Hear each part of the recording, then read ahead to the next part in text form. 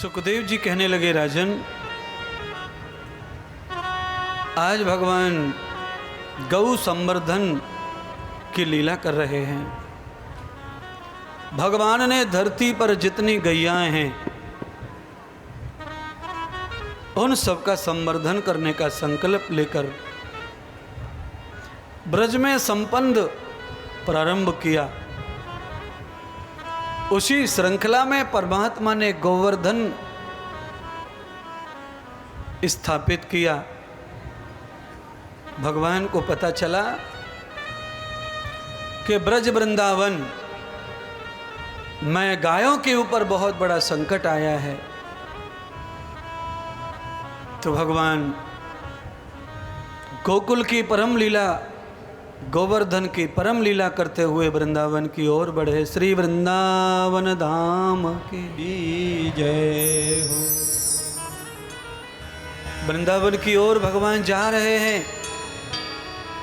कंस को कैसे पता चल गया?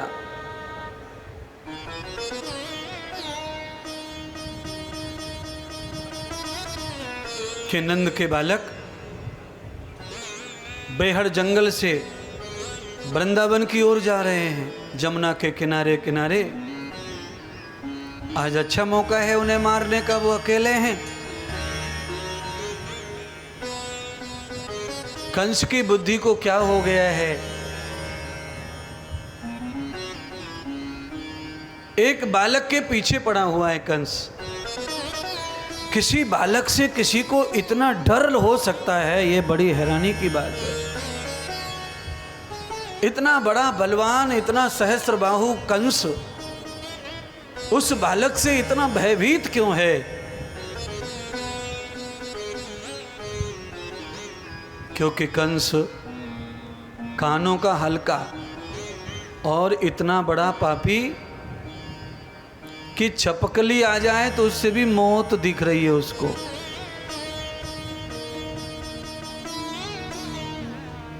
भ्रम तो भ्रम है। कंस ने मायावी राक्षसों को वृंदावन की गलियों में, रस्तों में, तटों पर, जंगलों पर जगह जगह बिठा दिया। बकासुर बन के, अघासुर बन के, दहनुकासुर बन के राक्षस विराजमान है।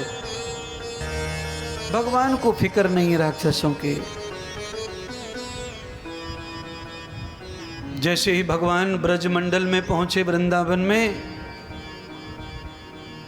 जमुना जी के किनारे पर बकासुर बैठा था, पानी घुटने घुटने अंदर।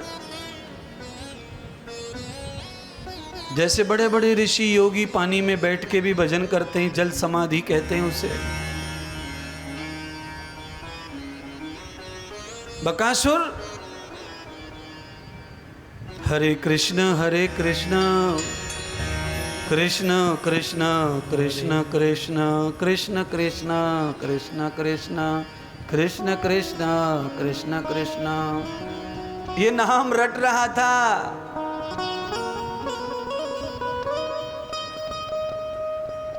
पर ये नाम केवल उसके होठों पे था, दिल में नहीं। दिल में क्या था कि आ जावे कृष्ण तो आज मैं उसे खाकर खत्म कर दूं और बड़ा पुरस्कार ले लूं राजा कंस से। तो उसने भेष बदल के क्या बन गया? वो बगुला बन के बैठा, बगुला। इसीलिए राजस्थान में लोग कहते हैं, कुछ लोगों को देखकर हंसी मजाक में, कि देखो बगुला भगत जा रहा है। बगुला भगत कैसे होते हैं? सोमवार को अभिषेक और मंगलवार को अंडा। ये भगत तो है पर बगुला भगत है। इनके दिल में भक्ति नहीं है, इनके मुंह में भक्ति है बस।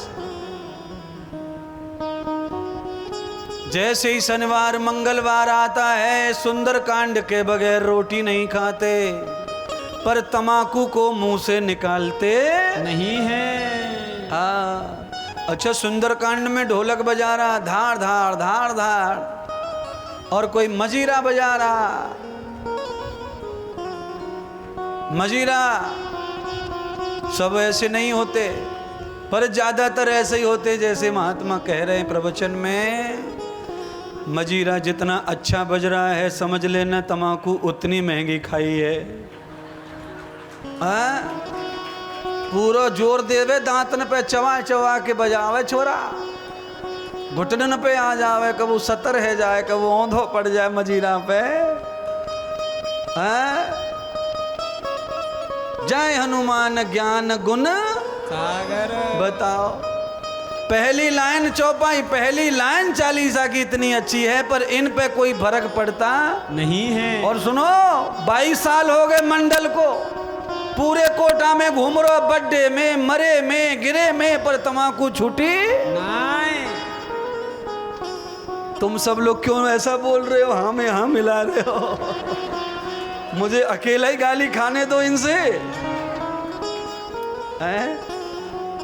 इनकी गाली में अकेला ही खा रहा हूं भारत में। सब गाली दे में मुंह को अंदर अंदर, सब पीछे पड़े। सबको ये है कि ये कब मरे और हम कब फ्री हों। ये जहां बैठे कथा में वहीं जाकर ऐसी तैसी करते रहे। मैं किसी की नहीं, मैं तो कथा के अनुसार बगुला भगत का उदाहरण बताया। बगुला भगत बोलो, कृष्ण कृष्ण कृष्ण कृष्ण कृष्ण कृष्ण कृष्ण कृष्ण कृष्ण कृष्ण कृष्ण कृष्ण कृष्ण कृष्ण कृष्ण।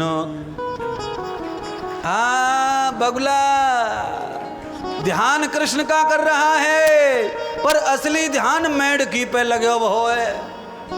कब दिखे और कब पकड़ू। और देखो बगुला इतना चालू है कि पकावे न धोवे सीधो लपक जाए, जिंदी खा जा।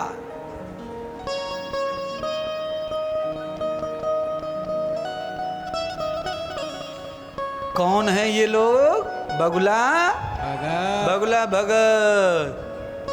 हाँ जी, एका दो तो कथा में भी बैठा है, कुर्सी पे कथा भी सुन रहा है लंबे पैर करके, और मुंह में तम्बाकू चल रही है।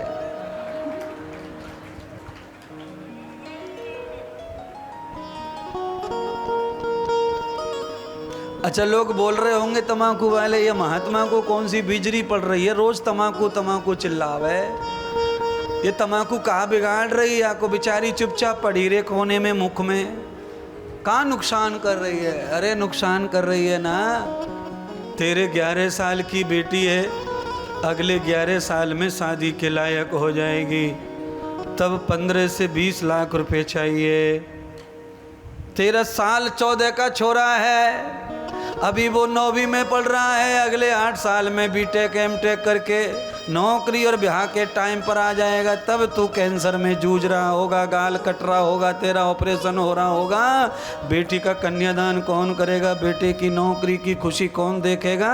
मैं उससे डर के ये बातें बताता हूँ। बाकी तुम खाओ पियो, दुनिया खा रही है, मेरे से रुक रही है।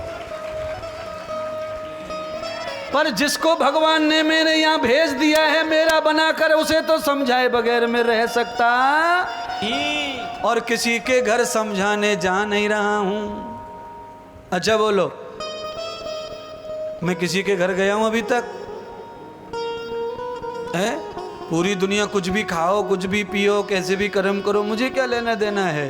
पर भाई साहब, ये पांडाल के दायरे में जो आएगा और टीवी पे जो बैठेगा, सत्संग चैनल खोल के, मैं उसे तो सुनाऊंगा सुनाऊंगा सुनाऊंगा सुनाऊंगा।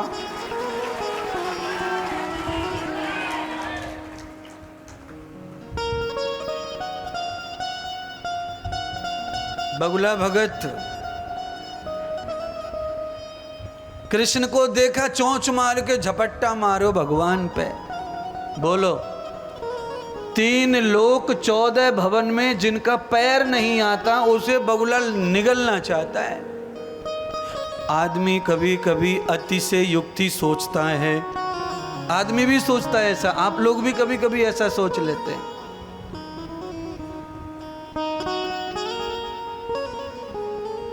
रावण ने कैलाश को हिला दिया था एक बार, कमाल की कथा। रावण ने एक बार कैलाश को हिला दिया था, दंडवत करते समय सिर पे पधरा लिया था कैलाश को। तो रावण को क्या लगा, जब कैलाश जैसा पर्वत मेरे आगे कुछ नहीं है तो ये शिवजी का है, या तो कंधा पे बैठा है कि न्यू डंग पोत खिलाई दूंगा।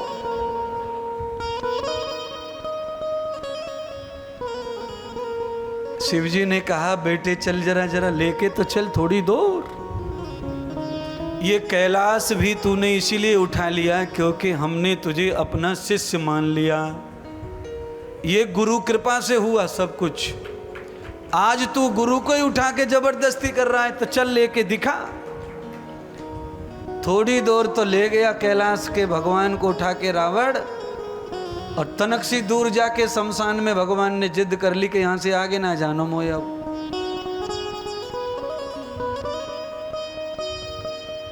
वहीं बैठ गए भगवान, रावण से कुछ भी ना हुआ। चिता भूमि में भगवान ने आसन ले लिया और वो वैद्यनाथ बन गए। रावण की तपस्या भक्ति सब भगवान ने स्वीकार की, पर अंदर रावण जो चाहता है भगवान से वो भगवान जानते थे। ये मुझे कैलाश से ले जाएगा लंका में और वहाँ ले जाकर मुझसे नौकरी करवाएगा, सबको या को मरवावेगो, बांध पनवावेगो, इन्हें पिटवावेगो, ये ऐसे काम करेगा। ये कोई भगत थोड़ी है, ये स्वार्थी है, मतलबी है। मंदिर में जाके भी आधे से ज्यादा भक्त दूसरों को मरने की और उसकी ही प्रार्थना भगवान से करते रहते हैं। हे भगवान मेरी मनोकामना पूरी हो जाए, मेरे दिल को ठंडक तब पहुंचेगी तब फलाने को ऐसो है जा। ये पता नहीं राजस्थान में काय को इशारों में, तो यहीं आके सीखूं यार।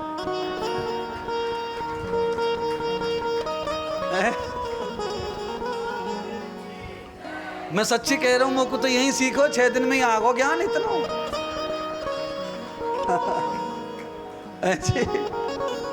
समझ गए क्या? अब तुम्हारा ज्ञान है तुम्हें नहीं समझ में आवेगा क्या? अब बताओ, कल्पना करो भगवान से प्रार्थना क्या कर रहा है ये।